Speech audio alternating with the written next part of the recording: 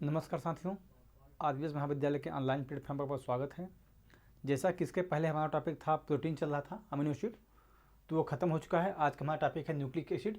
तो nucleic acid के बारे में आज हम लोग पढ़ेंगे और इसके बारे में नेक्स्ट क्लासेस में और भी अच्छे से पढ़ेंगे। इनकी सिंथेसिस कैसी होती है, इनका स्ट्रक्चर कैसे होता है, एटीपी का स्ट्रक्चर क्या होता है, एडीपी क्या होता है, एएमपी क्या होता है, इन उसके बारे में अच्छे से जानेंगे। और डीएनए का स्ट्रक्चर जो हम लोग देखते हैं, डबल बांड होता है, एटी और जीसी करके होता है, नहीं वो सब चीज़ों ट्रिपल बांड होता है, इन सबको भी अच्छे से देखेंगे। क्यों होता है एटी के साथ, एडिनो थायमिन के साथ डबल बांड क्यों होता है, और ग्वामीन और साइटोसिन के साथ ट्रिपल बांड क्यों होता है, तो इन सबको भी अच्छे से हम समझेंगे। इस चीज़ को पहले हम शुरुआत करते हैं आज न्यूक्लिक एसिड के बारे में, यहाँ से स्टार्टिंग करते हैं। उसके बाद नेक्स्ट क्लासेस में हम लोग इसी क्रम में पढ़ते जाएंगे और इस सबको बढ़ते जाएंगे क्लासेस को लेके और पढ़ते जाएंगे फिर, ठीक है, इन सब चीज़ों को।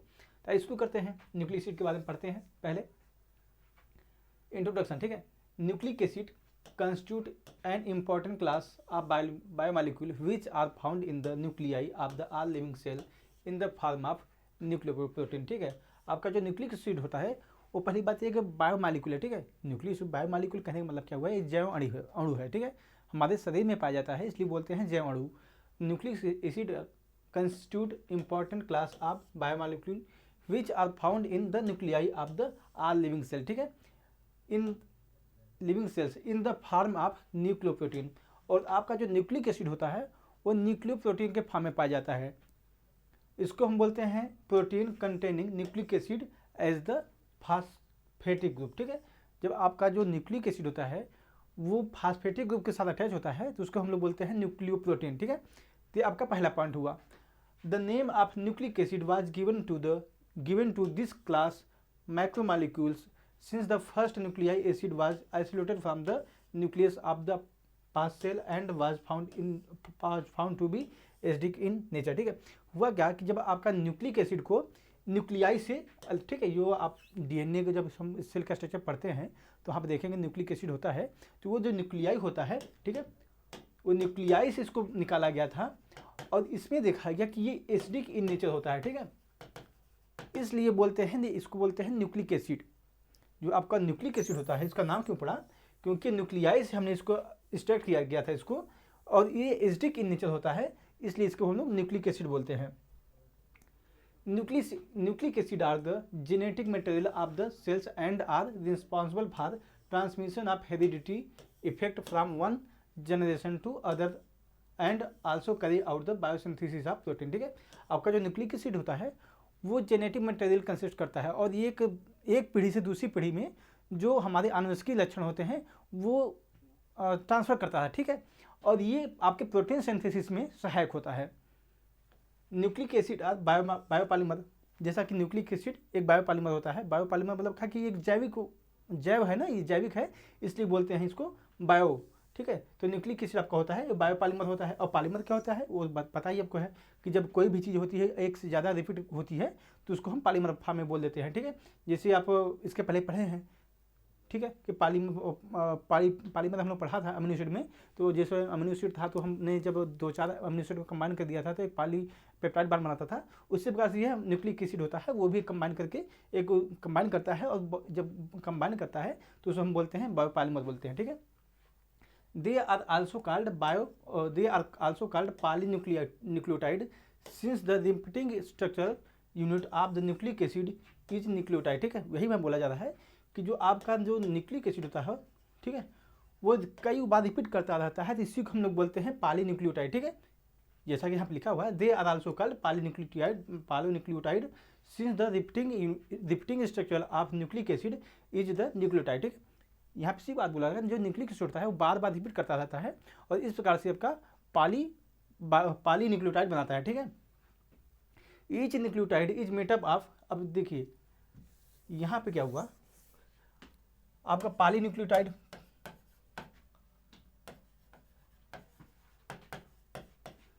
ये पॉलीन्यूक्लियोटाइड बनता है आपका न्यूक्लियोटाइड से। अब न्यूक्लियोटाइड किससे बनता है यहाँ पे उसकी बात की जा रही है, ठीक है।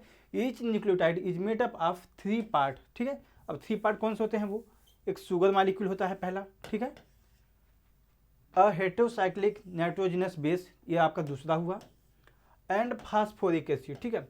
तो कहा जाए आपका जो न्यूक्लियोटाइड होता है वो 3 चीज़ों से मिलकर बना होता है, ठीक है। न्यूक्लियोटाइड बना होता है आपका शुगर से, एक हेटेरोसाइक्लिक बेस से, और तीसरा आपका होता है फास्फेटिक ग्रुप, ठीक है, जिसे फास्फोरिक एसिड बोलते हैं। और ये मिलके बनाते हैं आपके न्यूक्लियोटाइड। और जब ये न्यूक्लियोटाइड अब रिपीटिंग फॉर्म में हो जाते हैं तो ये बनाते हैं पॉलीन्यूक्लियोटाइड, ठीक है।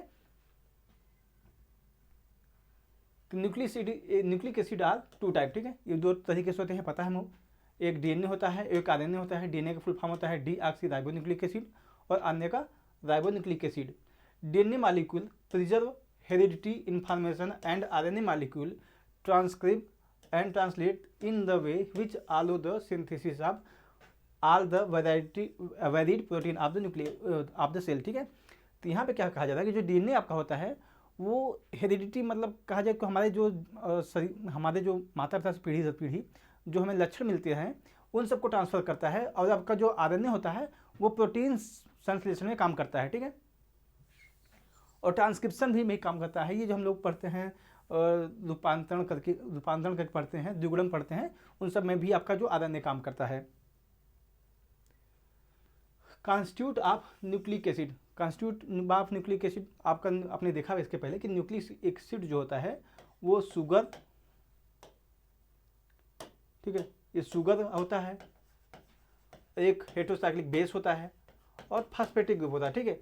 इनसे बन के बनाता है आपका न्यूक्लिक एसिड। अब यही न्यूक्लिक एसिड, इस न्यूक्लिक एसिड को बोलते हैं न्यूक्लियोटाइड बोलते हैं कहा जाए तो, ठीक है। और न्यूक्लियोटाइड ही जब कई बार मिलकर बनाते हैं तो पॉलीन्यूक्लियोटाइड बनाता है, ठीक है। अब यहाँ पर हम देख रहे हैं जो आपका न्यूक्लिक एसिड होता है ये कैसे टूटता है, ठीक है, उनके बारे में हम पढ़ रहे हैं कि all nucleic acid can undergo step wise degradation to the 3 fundamental unit, ठीक है। जब हम न्यूक्लिक एसिड को ब्रेक करते हैं तो 3 चीज़ों में टूटता है, ठीक है। ये पहला आपका होगा ए हेटेरोसाइक्लिक बेस हो जाता है, दूसरा आपका पेंटोस शुगर होता है और तीसरा फास्फोरिक एसिड होता है, ठीक है। तो यहाँ पे यही बताया गया है कि कैसे टूटेंगे, यहाँ पे ये न्यूक्लिक एसिड को कैसे हम तोड़ेंगे, तो ये आपको मिलते हैं, ठीक है। पार्शियल हाइड्रोलिसिस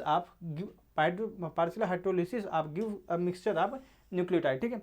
जब हम न्यूक्लिक एसिड का, ठीक है, अगर हाइड्रोलिसिस कर देंगे तो ये मिक्सचर मिलता है, ठीक है, मिक्सचर ऑफ न्यूक्लियोटाइड इसका मिलता है, ठीक है।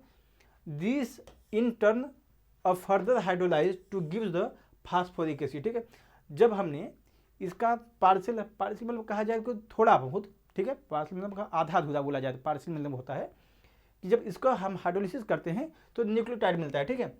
अब न्यूक्लियोटाइड को जब हाइड्रोलिसिस हम करते हैं तो इसमें मिलता है आपका फास्फोरिक एसिड मिलता है, ठीक है, फास्फोरिक एसिड एक मिलेगा और एक आपको मिलता है न्यूक्लियोसाइड, ठीक है। अब न्यूक्लियोसाइड क्या होता है, देखिए जब न्यूक्लियोटाइड जब ब्रेक करता है, जब न्यूक्लियोटाइड, ठीक है, जब ब्रेक करता है तो एक मिलता है फास्फोरिक एसिड और ये दूसरा मिलता है आपको न्यूक्लियोसाइड, ठीक है। साइड और टाइड दोनों अंतर होते हैं। न्यूक्लियोटाइड में क्या होगा, आपके बेस रहेंगे heterocyclic base, sugar plus phosphoric acid रहेंगे, और न्यूक्लियोसाइड में क्या होता है वो आपका केवल जो एडेनिन ग्वानिन ये सब होते हैं, ये होते हैं, ठीक है, प्यूरिन और पिरिमिडिन होते हैं, आगे हम उसको देखेंगे भी, ठीक है। तो न्यूक्लियोसाइड होता है, आप ये भी बोल सकते हैं जो न्यूक्लियोटाइड होता है वो न्यूक्लियोसाइड प्लस आप फास्फोरिक एसिड को मिला के आप न्यूक्लियोटाइड बोल सकते हैं, ठीक है। यहाँ पे नहीं बात बोला गया है कि आप जब न्यूक्लियोटाइड को हाइड्रोलिसिस करते हैं न्यूक्लियोसाइड और फास्फोरिक एसिड बनता है, ठीक है। Nucleoside are degradable to heterocyclic base and sugar, ठीक है। तो यहाँ पे ही बताया जाता है कि आपका जो हेटेरोसाइक्लिक जब हम न्यूक्लियोसाइड को अगर हम हाइड्रोलिसिस करते हैं तो ये हेटेरोसाइक्लिक बेस, ठीक है, हेटेरोसाइक्लिक बेस में टूटेगा और शुगर में टूटेगा, ठीक है। इस प्रकार से हम देख सकते हैं कि जैसे न्यूक्लिक एसिड था, जब इसका हाइड्रोलिसिस किया गया तो हमने देखा कि जब से पहले फास्फोरिक एसिड, सबसे पहले फास्फोरिक एसिड टूटा, ठीक है, फास्फोरिक एसिड में टूटा। उसके बाद क्या हुआ, यहां बनता है क्या है, न्यूक्लियोसाइड बनता है, ठीक है। जब इसका हम हाइड्रोलिसिस करते हैं तो क्या बनता है, ये शुगर प्लस हेटेरोसाइक्लिक बेस, ठीक है। इस प्रकार से हम देख सकते हैं कि जब न्यूक्लिक एसिड को अगर हम चाहें तो इसके कॉन्स्टिट्यूएंट क्या है, इसको बनाने वाले कौन कौन से कारक हैं उनको हम ज्ञात कर सकते हैं। इस प्रकार से देखते हैं फास्फोरिक एसिड, आपका फास्फोरिक एसिड से आपका न्यूक्लिक एसिड बनता है और ये शुगर से और हेटेरोसाइक्लिक बेस से, ठीक है। तो इन्हों को हम देखते हैं आगे, चलिए। ठीक है। जैसे यहाँ देख सकते हैं आपने न्यूक्लिक एसिड लिया, ठीक है, एक न्यूक्लिक एसिड है, इसको हम पार्शियल हाइड्रोलिसिस से हम करते हैं, ठीक है, हाइड्रोलिसिस, तो आपका न्यूक्लियोटाइड टूटता है। जब इसका हम एक्वस अमोनिया के साथ 175 डिग्री सेल्सियस पे गर्म करते हैं तो आपका टूटता है फास्फोरिक एसिड और न्यूक्लियोसाइड में, ठीक है। जब इसको हम हाइड्रोलिसिस करते हैं, एसिड हाइड्रोलिसिस करते हैं, तो आपका टूटता है शुगर प्लस प्यूरिन और pyrimidine में, ठीक है। आपका जो प्यूरिन और pyrimidine होता है ये हेटेरोसाइक्लिक बेस होते हैं, ठीक है, ये हेटेरोसाइक्लिक बेस होते हैं। और शुगर आपका जो हमने पढ़ा है राइबोज वगैरह, ग्लूकोज वगैरह, ये सब इस तरीके से आपको शुगर होते हैं, उनको बताया गया यहाँ पे, ठीक है।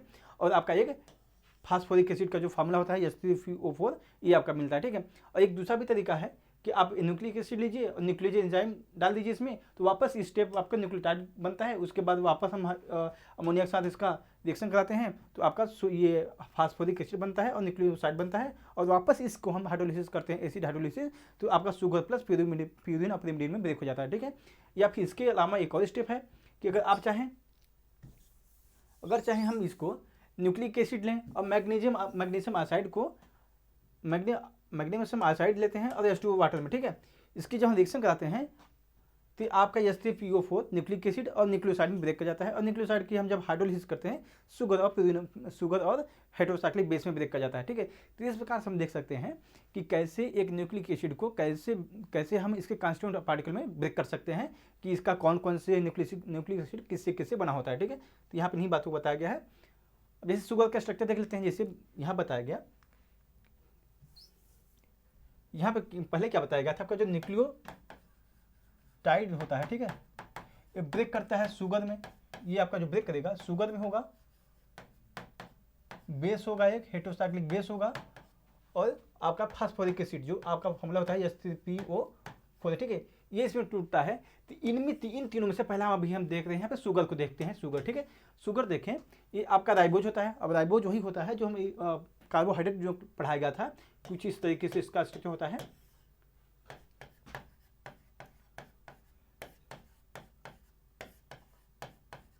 ठीक है। ये आपका राइबोज हुआ, ठीक है, 5 कार्बन कंटेनिंग मॉलिक्यूल होता है राइबोज इसको, ठीक है, ये आपका राइबोज है।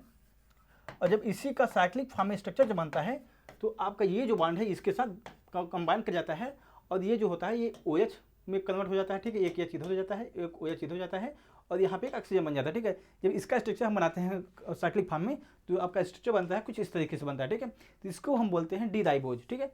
यही ओपन फॉर्म में स्ट्रक्चर है, जिसका साइक्लिक फॉर्म में स्ट्रक्चर बनता है, स्ट्रक्चर जो बनता है वो डी राइबोज होता है, और इसको बोलते हैं हम राइबोज, ठीक है। अब डी ऑक्सी राइबोज में क्या होता है, अगर देखें इस ध्यान से इस चीज़ को, तो यहाँ पे हाइड्रोजन है, यहाँ पे हाइड्रोक्सिल ग्रुप लगा है, ठीक है, लेकिन इस पोजीशन में देखें यहाँ पे एक हाइड्रोजन है, यहाँ पे हाइड्रोजन हो गया, ठीक है। तो यहाँ क्या गया है कि जो आपका ऑक्सीजन मॉलिक्यूल है उसको निकाल दिया गया है। इसका डी ऑक्सी का मतलब ये होता है कि जो ऑक्सीजन एक मॉलिक्यूल था उसको बाहर निकाल दिया गया है, ठीक है। तो इसीलिए इसको बोलते हैं डी ऑक्सी राइबोज, ठीक है। ये भी 5 कार्बन कंटेनिंग मॉलिक्यूल ही होता है, लेकिन इसमें होता है क्या कि इसमें एक हाइड्रोक्सिल ग्रुप की जगह एक हाइड्रोजन मॉलिक्यूल जुड़ जाता है, ठीक है। इसीलिए जगह हम अगर DNA का देखेंगे तो जो DNA डी ऑक्सी राइबोज होता है ना वो फुल फॉर्म, तो इसी प्रकार से इनका स्ट्रक्चर बनता है, ठीक है। वहाँ पे कुछ होता नहीं है, ये स्ट्रक्चर सेम रहेंगे, बस फर्क ये है कि यहाँ पे राइबोज होता है, यहाँ पे डी ऑक्सी राइबोज होगा, और जो आपका हाइड्रोक्सिल ग्रुप होगा यहाँ पे डी ऑक्सी राइबोज में वो हाइड्रोजन से रिप्लेस हो जाता है, ठीक है। ये आपका हुआ शुगर, ठीक है। The nucleic acid are classified according to the nature of the sugar present, ठीक है। न्यूक्लिक एसिड को हम यही क्लासिफाइड कर सकते हैं कि उसमें कौन सा शुगर प्रेजेंट है, ठीक है। तो इसीलिए हम बोलते हैं, पहला बोलते हैं द राइबो न्यूक्लिक एसिड, ठीक है, जिसे हम बोलते हैं RNA। अगर जिसके साथ, ठीक है, इसकी अगर जब ये आपका पहला स्ट्रक्चर जो है ये, ठीक है, ये अगर राइबोज है, राइबोज के साथ अगर आपका बाकी नेक्स्ट ग्रुप लगे हुए हैं तो इसको राइबो न्यूक्लिक एसिड बोलते हैं। जब इसमें आपका हाइड्रोजन लगा हुआ है हाइड्रोक्सिल ग्रुप की जगह तो इसको डीऑक्सी राइबोज बोलते हैं, उसको DNA बोलेंगे, ठीक है। तो यहाँ भी बताया जा रहा है कि ऑन द बेसिस यहाँ पे, ठीक है, the ribo nucleic acid and deoxy ribo nucleic acid, ठीक है। तो यहाँ पे क्या होगा, यहाँ पे DNA में क्या होगा कि जो आपका हाइड्रोक्सिल ग्रुप होगा वो नहीं होगा, यहाँ पे इसकी जगह पे आपका H होगा, और यहाँ पे आपका हाइड्रोक्सिल ग्रुप होगा, ठीक है। तो इस प्रकार से देख सकते हैं RNA में कि हाइड्रोक्सिल ग्रुप होता है एक कार्बन पे, और एक जगह इसमें हाइड्रोजन ग्रुप होता है, ठीक है। Ribonucleic acid are found mainly in the cytoplasm, ठीक है। आपका जो राइबोन्यूक्लिक एसिड होता है वो साइटोप्लाज्म में पाया जाता है। साइटोप्लाज्म मतलब कोशिका द्रव्य, ठीक है, आपका कोशिका द्रव्य में पाया जाता है ऑफ द सेल, ठीक है। Mainly found in cytoplasm of the cell where deoxyribose nucleic acid are found in the mainly in the cell nucleus, ठीक है। आपका जो डीएनए होता है वो सेल न्यूक्लियस में पाया जाता है और जो आपका आरएनए होता है वो साइटोप्लाज्म में पाया जाता है, ठीक है। इन्हीं को यहाँ इसी बात को बताया गया है। ये आपका है बेस, जैसा इसके पहले हमने शुगर पढ़ा है, आपका ये हेटेरोसाइक्लिक बेस है, ठीक है। आप यहाँ पे हेडिंग डाल सकते हैं, यहाँ पे दूसरी हेटेरोसाइक्लिक बेस, ठीक है। ये आपका स्ट्रक्चर है प्यूरिन, ये आपका स्ट्रक्चर है पिरिमिडीन का है, ठीक है। ये आपका पिरिमिडीन का है और ये आपका प्यूरिन का है, ठीक है। ये स्ट्रक्चर हैं प्यूरिन और पिरिमिडीन के, ये बेसिक हेटेरोसाइक्लिक स्ट्रक्चर हैं। इनको हम अगर देखना चाहें तो इसमें कुछ है नहीं बेसिकली। यहाँ पे एक जैसे बेंजीन बनती है वहाँ पे भी बनाया गया है, ठीक है। यहाँ देखें इस तरीके से, तो यहाँ पे हुआ क्या है कि इस जगह कार्बन की जगह पे नाइट्रोजन हो गया है, यहाँ पे भी एक नाइट्रोजन है, उसके बाद यहाँ पे एक डबल बॉन्ड हो गया है, एक डबल बॉन्ड, ठीक है। इस प्रकार से इसको बोलते हैं हम, ये है आपका, ये आपका पिरिमिडीन है। और आपका प्यूरिन क्या होता है, सेम स्ट्रक्चर वही है, ठीक है, उसी को हमने लिया है और किया क्या है, जैसे हम बनाना चाहें स्ट्रक्चर को इसको, तो जैसे आपका ये स्ट्रक्चर बन रहा है ये, ठीक है। ये आपका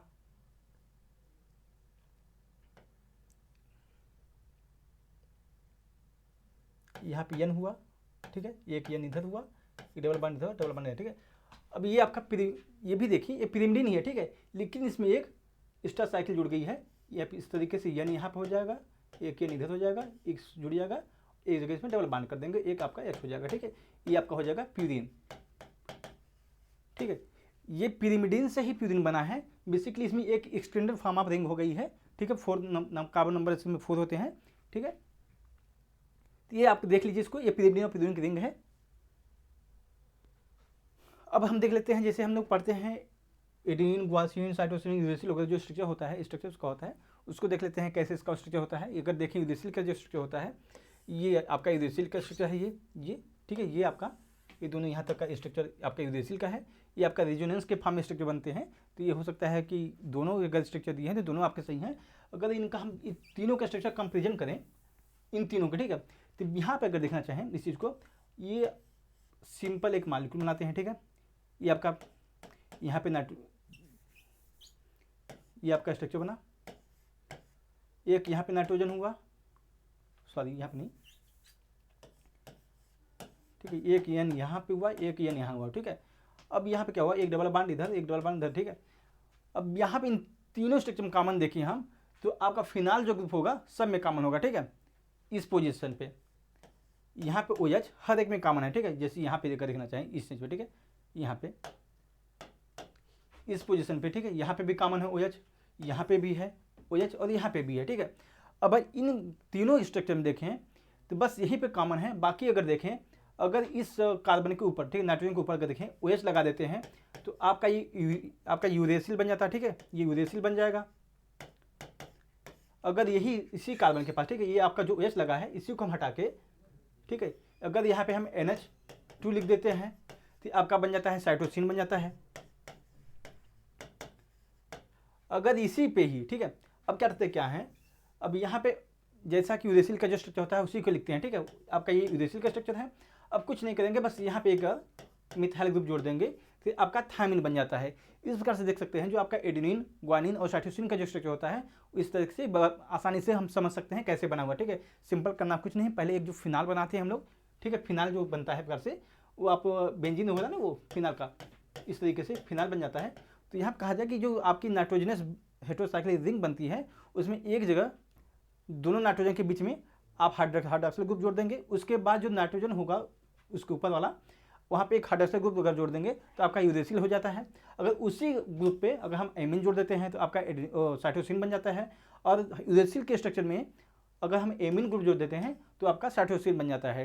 तो इस प्रकार से इनके बेसिकली स्ट्रक्चर बहुत आसान है, इनको समझना है। बस समझ में थोड़ा सा अलग लगता है कि बहुत कठिन होगा, ऐसा कुछ है नहीं फिलहाल इसमें।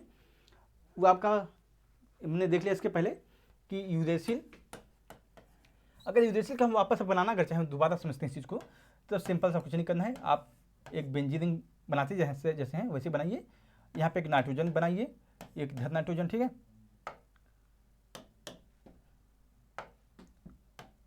और यहाँ पे क्या करना है हमें, एक हाइड्रोक्सिल ग्रुप जोड़ेंगे। ये आपका सब तीनों में कॉमन रहेंगे, ठीक है, ये तीनों में कॉमन रहेंगे। अब करेंगे क्या, इस पे अगर हम यूरेसिल है, ठीक है, और यूरेसिल का अगर तरीका याद करने के देखें, ये आपका एल्कोहल है, ठीक है। एल्कोहल जब हम लिखते हैं, ठीक है, एल्कोहल लिखेंगे तो एल आता है, ठीक है, इसमें, और यूरेसिल में भी एल आएगा लास्ट में। तो इन दोनों को हम कह सकते हैं कि इनमें जब फिनाल ग्रुप होता है, जो हाइड्रोक्सिल ग्रुप होता है, अगर दोनों पे हाइड्रोक्सिल ग्रुप जुड़ा हुआ है तो आपका वो यूरेसिल हो जाएगा, ठीक है।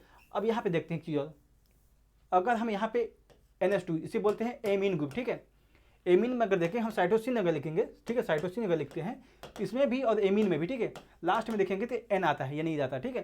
तो इसको हम बोल सकते हैं साइटोसिन। इस प्रकार से हम यूरेसिल का स्ट्रक्चर जो होता है और साइटोसिन को होता है वो समझ सकते हैं। एमीन है तो आपका अगर NH2 लगा हुआ है, ठीक है, तो आपका साइटोसिन हो जाता है।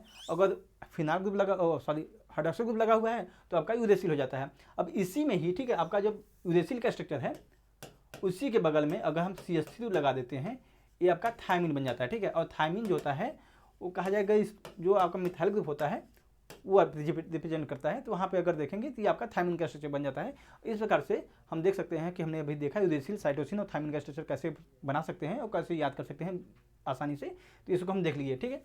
अब हम देखते हैं एडेनिन और गुआनिन का, ठीक है, स्ट्रक्चर कैसे बनता है।